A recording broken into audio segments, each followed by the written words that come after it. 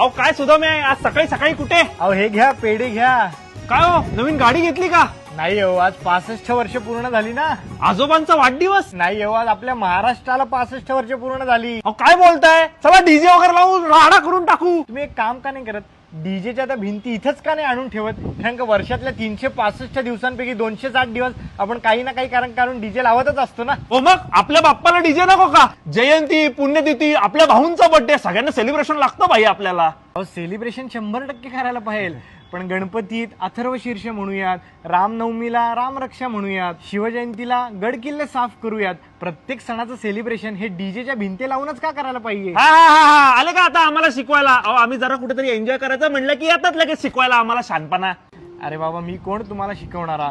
संतांनी शिकवलं सगळ्यांना आपलं माना, राजमाता जिजाऊंनी शिकवलं स्त्री सन्मान करा, छत्रपतींनी शिकवलं जातीभेद विसरून एकत्र या, क्रांतिकारकांनी शिकवलं हक्कासाठी लढा, बाबासाहेबांनी शिकवलं शिका संघटित व्हा, पुलंनी शिकवलं निखळ हसा.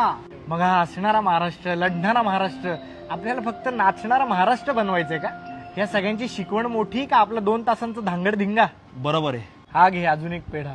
फक्त तोंड नाही, विचार पण गोड कर.